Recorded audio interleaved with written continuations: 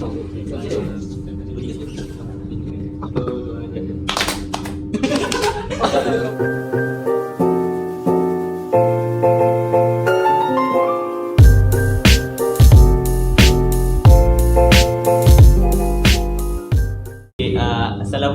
warahmatullahi wabarakatuh. Waalaikumsalam. Nama saya Muhammad Hafizin Afif. Saya Abdul Qayyum bin Abdul Jamil. Ada Syazwan bin Zakafri. Amin Karimi bin Mahdi. Saya Ali Farhan bin Muhammad. Tajuk kita yang kita tahu apa? Ajaran sesat. Ajaran sesat. Ajaran sesat. Tahu ajaran sesat kan? So ajaran sesat ni kita pun kena nak ulas, kena tahu dulu isu semasa kan? Betul. Okay, so ada apa-apa yang dah buat ke? Korang buat ke untuk tahu apa isu semasa ni? Kami ada buat interview. Kita buat interview. Kita serang budak-budak ITM ni. Betul. Nak tanya dia orang tentang pengetahuan dia orang. Pengetahuan apa tentang ajaran sesat ni. Jom kita tengok video dulu. Tengok ni jadi dulu. Okay, Assalamualaikum. Saya Abdul Qayyum. Okay, jadi hari ni kita akan interview pelajar di UiTM Shah Alam ni untuk menguji pengetahuan mereka tentang ajaran sesat. Adakah mereka tahu apakah itu ajaran sesat? Let's go. Assalamualaikum bang. Boleh nak pinjam masa sikit? Oh, boleh. Okay. Boleh saya tahu nama abang dan datang daripada kuas mana? Oh, nama saya Muhammad Anas dan saya Civil Engineering. Okay, civil engineering Okay, jadi saya ada beberapa soalan dah. Okay, mengenai ajaran sesat. Pengetahuan abang mengenai ajaran sesat lah. Apa yang saya tahulah, isu semasa macam Ayah Pin. Ayah Pin ni dia macam dia buat kerajaan sendiri, kerajaan langit, dan dia mengaku yang dia ni wakil daripada Tuhan lah. Yang kedua, saya tahu pasal ajaran sesat Sihak. Sihak dia macam menafsirkan hadis dengan sendiri. Yang paling teruk dia buat macam Nabi Muhammad ni tiada kemaluan. Begitu. Lepas tu, dan yang latest yang saya dengar adalah ajaran Asmaul Husna. Tapi tu saya tak pastilah. Itu sajalah yang saya tahu. Okay. Dah tengok video tadi kan? Dah. Okay, dah tengok kan? Okay, so ada apa-apa penambahan atau perkongsian tentang pengenalan ataupun isu semasa untuk ajaran sesat ni tak? Siapa yang ada nak beritahu? Isu semasa contoh daripada yang kita interview kan. Setakat mostly yang kita interview ni yang diorang bagi jawapan contoh macam apa, Ayah Pin memang famous lah. Kalau tanya semua orang semua akan tahu Ayah Pin. Yang tu legend. Legend paling besar semua orang kenal. Ayah Pin. Ayah Pin tu dia bukannya ajaran sesat kepada orang Islam saja. Ya, betul. Tapi dia berpengaruh kepada ajaran Kristian dan juga Hindu. Ya, betul. Betapa hebat Maknanya Ayah Pin. orang agama lain pun join dia punya ajaran sesat. Itu betul. kira dia punya cara dia sembang tu memang hebat lah, cara dia boleh tarik daripada agama lain bukan agama Islam je kan. Lepas tu ada jugalah kan baru-baru ni apa yang dekat berita tu kata apa kumpulan zikir Asmaul Husna. Artikel kita. Asmaul Husna. Tahu apa pasal zikir Asmaul Husna? Ada tahu juga, saya lalu dekat FYP TikTok saya. Okay. TikTok. Okay, so kita tahu lah yang ajaran sesat ni memudaratkan kita secara khusus, secara holistiknya sebagai rakyat Malaysia kan, individu, so umat Islam. Yes. So untuk kita cantas penyebaran ajaran sesat ni, mesti ada, untuk kita tahu perkembangan ajaran sesat ni, kita kena tahu faktor dia. Apa yang jadikan punca dia kan? Punca ajaran sesat ni. Penyebaran tu. So untuk kita tahu lebih lanjut, apa kita buat macam biasa? Interview orang. Yes. So kita tengok dulu interview dia. Let's go. Assalamualaikum warahmatullahi wabarakatuh. Ada Syazwan di sini. Okay, hari ni kita nak tanya orang kat masjid ni, adakah dia orang tahu faktor penyebaran ajaran sesat? Okay, so jom kita cari sikit orang kat masjid ni kan. Dah jumpa dah sekarang. Assalamualaikum bang. Bang, salam. Okay, abang nak tanya sikit boleh? Boleh. Abang tahu tak ajaran sesat tu apa? Tahu? So mesti abang tahu kan faktor penyebaran ajaran sesat ni? Saya tahulah beberapa. Bagi tahu sikit bang. Saya rasa punca utama penyebaran ajaran sesat sekarang mungkin pengaruh negatif dari media sosial. Mungkin platform dari macam Instagram, Facebook, TikTok. Mungkin daripada situ sebab benda tu terbuka kepada ramai orang. Sekecil-kecilnya manusia sampailah setua-tuanya. Benda tu terbuka dan tak semua orang tahu mengenai benda tu dan orang akan terikut-ikut. Jadi saya rasa mungkin itulah punca utama untuk penyebaran. Okay. Terima kasih bang atas perkongsian tu. Lepas dah tengok interview tu tentang kenapa, macam mana orang boleh terjebak dengan ajaran sesat ni, apa orang rasa dia? Faktor dia sebenarnya ada banyak lah yang bagi saya. Antaranya sebab kita punya pelaksanaan undang-undang di Malaysia tu sendiri. Sebab Macam mana? kan agama Islam kan dia orang mahkamah, dia ada dua, mahkamah syariah dan satu lagi. Mahkamah syariah tu dia dihadkan kepada untuk orang Muslim saja. So bila dia orang join ajaran sesat, dia orang tak dikira sebagai orang yang beragama Islam sebab dia orang dah murtad. So dia orang tak boleh nak attack orang tu lah. So dia tu kiranya kalau dah kita tukar agama, kita tak boleh dihukum dengan undang-undang agama Ya Islam. betul. Sebab dia dihadkan. syariah maksudnya tak boleh guna dah. Ya betul. Faham. Lepas tu faktor media masa ni dia orang diketuai oleh kelompok yang bukan Islam tau. So dia orang kurang pendedahan tentang ajaran Islam yang sebenar. Betul. Maksudnya apa ajaran Islam yang sebenar maksudnya. Diorang tak mendalami. Ya betul. agama. Dia just bagi apa itu Islam. Dia tak mendalami Diorang dan yang bagi tahu ilmu. apa permukaan dia kan. Islam tu hanyalah dalamnya tu. itu saja. Kira kalau macam apa, dia tak tahu Islam yang sebenar, so dia ikut Islam yang sebenar rupanya. Ya. Ajaran sesat. Ajaran Macam tu sesat. lah kan konsep dia kan. Betul. Lepas tu satu lagi ni faktor pendidikan sebenarnya. Pendidikan. Sebab dekat sekolah kan kita kan ada belajar pasal subjek pendidikan Islam. Oh, subjek pai. Yes. Pendidikan agama Islam. Pendidikan Islam ni diorang hanya ajar sebagai ajaran Islam sahaja. Maksudnya fokus untuk agama Islam Agama semata. sahaja. Faham. Diorang tak kaitkan dengan sains dan agama. Sains dan agama tu sangat penting sebab kebanyakan ajaran sesat sekarang diorang kaitkan sains Ya, betul. dan ajaran Islam. Sebab diorang belajar sains kan. Ya, Ilmu sebab sains kalau yang tinggi. kita pakai So diorang boleh lawan ajaran Islam. So diorang pakai logical thinking tu yang bahaya sebenarnya. Pun macam baru-baru ni buka Twitter ada tu cakap nak hapuskan apa pai ni dekat subjek pai ni. subjek pai ni. So mungkin ni jadi faktor penyebaran yang sesat kan sebab dah kalau tak Tapi betul tu diusulkan oleh orang bukan Islam kan. itu Ya, dah tu betul. orang yang kadang-kadang murtad kan macam tu. Kenapa? Mungkin maksudnya itu adalah faktor-faktor penyebaran yang sesat lah. Seterusnya selepas dah tahu faktor kan, bila orang tu dah sesat, apakah kesan dia kepada manusia, Kita individu, betul. apa lagi? Masyarakat, negara. negara. So kita nak tahu apa benda kesan dia kan. So macam biasalah kita Betul. studi ITM kan, kenalah tanya Kita orang. interview. So kita buat apa? Interview.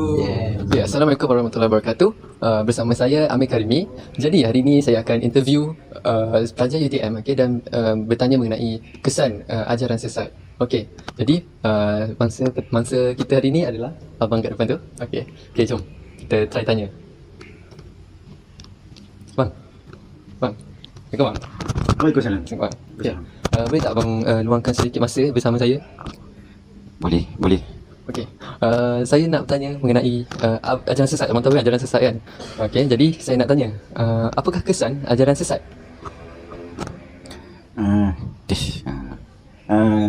Baru-baru ni saya dengar ada orang ajaran sesat dia serang masjid. Jadi from that saya dapat tahu itu akan buatkan pergaduhan. Jadi bila pergaduhan negara rakyat tak bersatu padu, negara pun tak dapat berkembang. Itulah saya rasa. Itu je. Assalamualaikum, nama saya Muhammad Ifaran. Hari ini saya mahu menemui seorang pelajar UiTM berkaitan kesan ajaran sesat di Malaysia. Okey, jom.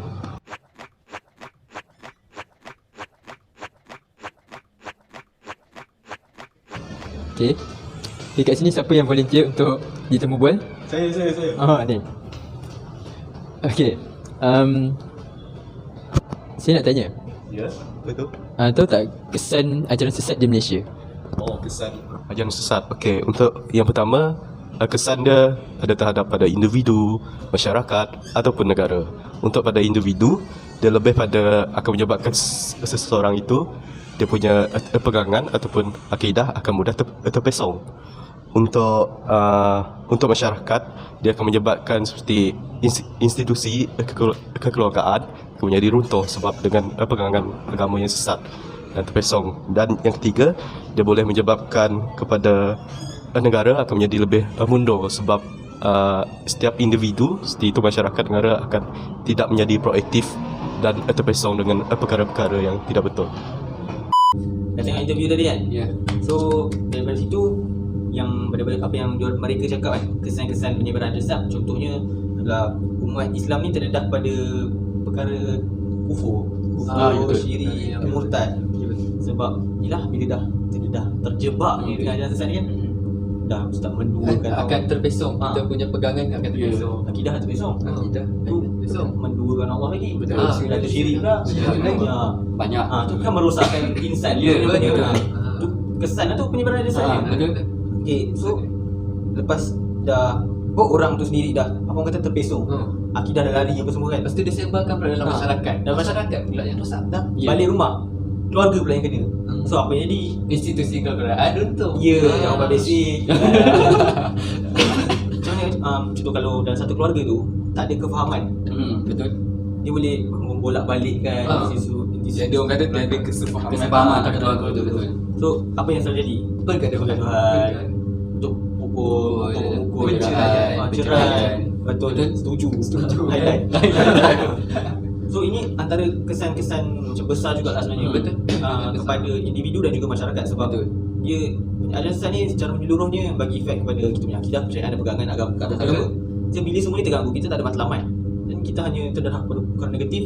Bila masuk dalam kelompok orang tu, kelompok tu pun jadi negatif. Betul. So, ini daripada segi masyarakat dan diri sendiri. Ada lagi? Kalau contohlah bila masyarakat ni kan, masyarakat ni dah negatif kan, dia ikut ajaran sesat. So negara pun dah efek sekali tau sebenarnya. Sebab kita tahu negara ni dia terdiri dengan masyarakat lah. Masyarakat ni yang bantu negara maju tu tak. Even pemimpin pun datang daripada wakil rakyat kan. So kalau kata rakyat dah sesat, dia naik jadi pemimpin, lagilah dia sesat, dia pun lagi senang dia nak sebarkan sebenarnya ajaran sesat itu. So bila macam tu kita kata macam lagi senang lah kita punya negara ni nak mundur. Maknanya kemajuan kita tu mungkin boleh terbantu.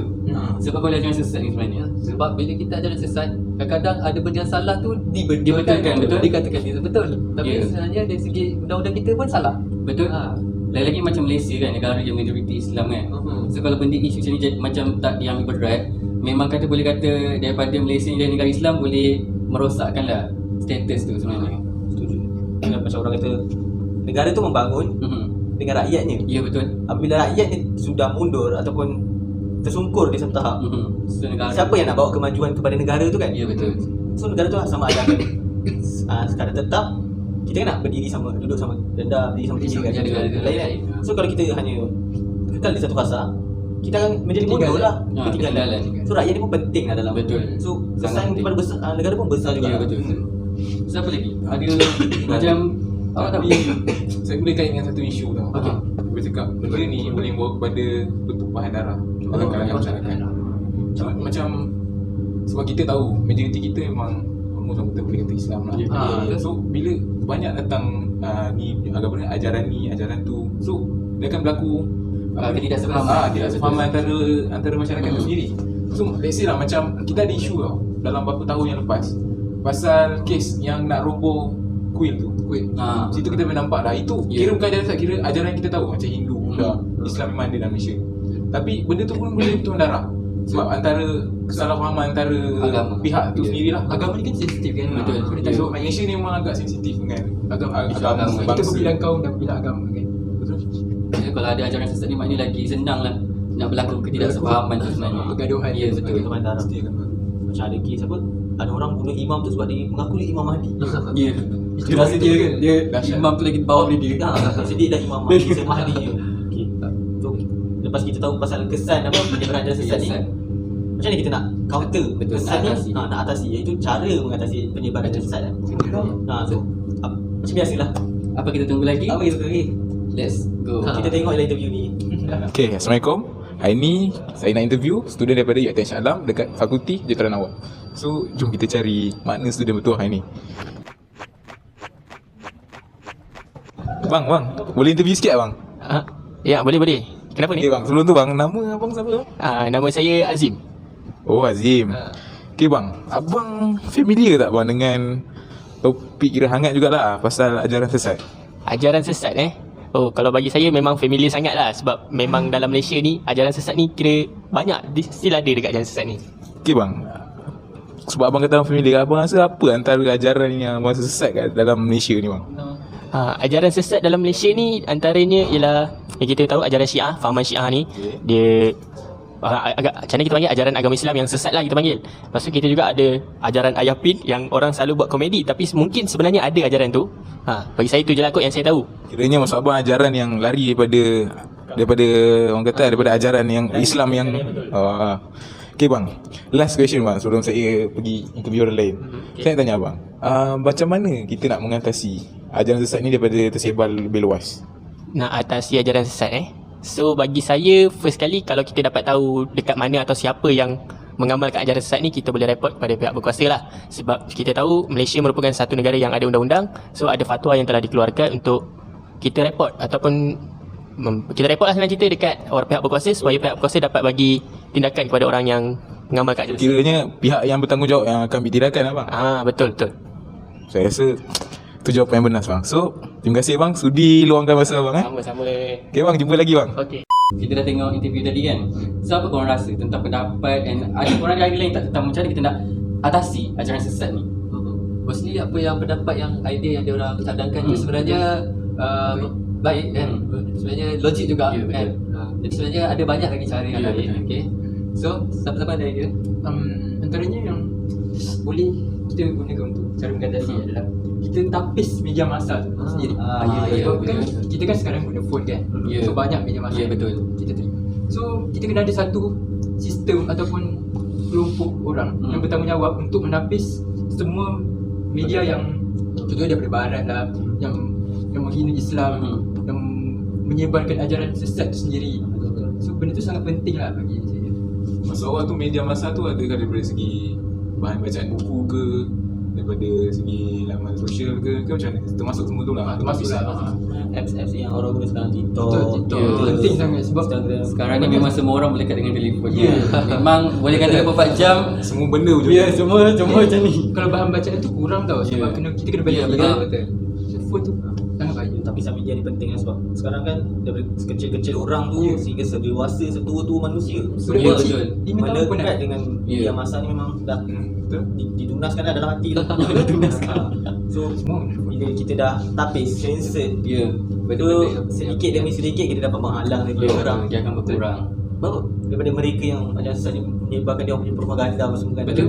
Okay, kalau pandangan saya lah kan, sebenarnya kita semua ni sebenarnya boleh terhindar saja daripada terjebak dengan ajaran sesat ni kan, jika kita kerap mengunjungi ataupun join ceramah ataupun kuliah agama, kuliah belajar agama. So daripada situ sebab itu saya cadangkan kan agar institusi pendidikan, contoh seperti macam universiti ke, sekolah menengah, sekolah asrama kan, buat ceramah, betul, jemput penceramah yang bertaluak, ustaz-ustaz untuk menyampaikan ceramah setiap bulanan ke ataupun mingguan. Sekarang yang Ya, sebab selalunya orang yang terjebak ni kan, dia sebab dia kurang ilmu kan. Betul. So dia fikir macam bila dia dengar, oh ni mungkin betul. Ni mungkin betul. Ni mungkin betul juga. So sebab dia tak tahu, so bila diorang selalu join majlis ilmu ke, ada orang anjurkan orang join. So sebenarnya kuatkanlah diorang punya basic tentang ilmu tu sebenarnya. Tapi kan macam bagi saya lah, ni pendapat saya lah. Kalau nak jadikan satu benda tu realiti ke, jalan ke, dia kena ada mainan antara dua pihak. Antaranya masyarakat dengan kerajaan lah. So macam kerajaan buat ni, tapi masyarakat tengok je, tak ada apa pun. So macam agak ni lah, Dah macam tak ada function. so macam kalau masyarakat apa diorang boleh buat. So kalau diorang nampak macam benda ni suspicious ke, macam ragu-ragu ke, buat report ke, supaya ada pihak yang kira ni boleh dia tahu ambil benda tu tindakan. betul-betul, Betul. dia boleh ambil tindakan terus. So daripada situ, daripada tindakan tu, bila diorang di penjara kan, ajaran yang akan diajarkan dalam penjara tu diorang takkan sama dengan kita tahu dalam penjara. Bila kita ditangkap atas kesalahan yang kita lakukan, diorang akan ajar kita sedikit sebanyak pasal basic of agama lah, agama Islam. Tapi bila orang yang sesat ni, kita tak boleh bagi dia orang kata syllabus yang sama dengan orang yang lain. So kena bagi dia lebih dalam lagi pasal Islam supaya diorang faham benda tu Islam. Diorang pandai sebenarnya. Betul. So diorang dah serap yang salah. So kita nak ajar benda yang biasa macam basic. Macam kita nak bagi diorang lupakan yang salah tu, ambil yang betul. Sebab macam yang kita punya isu Zikir Asmaul Husna tu, betul. dia punya pengasas kan lecturer. Ya betul. Pengajar tu. Maknanya ilmu dia sangat tinggi sebenarnya. Yang join pun doktor-doktor. Ya betul. So yang faham. Lepas tu macam bagi saya yang paling penting lah, satu parent lah. Ibu bapa memang kena main peranan. Tak kisahlah agama Islam ke atau agama Hindu, Kristian semua kan. Memang ibu bapa tu mereka peranan penting sebab nak didik anak kan. Sebab kita kena mula dulu daripada rebung ni kan, daripada kecil. So daripada kecil kita dah bagi, dah terapkan agama tu macam bagi solid lah, biar bila dia keluar hadapi dunia luar tu dia tahu nak beza mana baik. Jadi orang lah, jadi orang yang betul. Daripada semua input dan output yang kita bagi kan. So input pun kita dapat banyak. Betul. Daripada perbincangan ni. Yes. So daripada kita buang masa, jom kita terus kepada kesimpulan. Okay. Jadi kesimpulannya untuk isu ajaran sesat ni adalah kita seharusnya berpegang kepada ajaran akidah yang dibawa oleh ahli sunnah wal jamaah, di mana pegangan akidah ahli sunnah wal jamaah ini telah disepakati oleh ulama sebagai pengajaran pegangan yang amat mirip dengan akidah Islam yang sebenar, di mana ajaran akidah itu berteraskan Al-Quran dan As-Sunnah, dan juga berdasarkan perbuatan sahabat-sahabat Nabi. Maksudnya kayaknya macam dari hadis lah. Betul. So daripada semua tu itu sajalah untuk nanti perbincangan kami mengenai penyebaran ajaran sesat ni. Itu saja daripada kumpulan kami dengan tugas apa bertangan artikel ni bertajuk Ajaran Sesat. Penyebaran ajaran sesat. Okey. Sekian, terima kasih. Terima kasih. Assalamualaikum warahmatullahi wabarakatuh.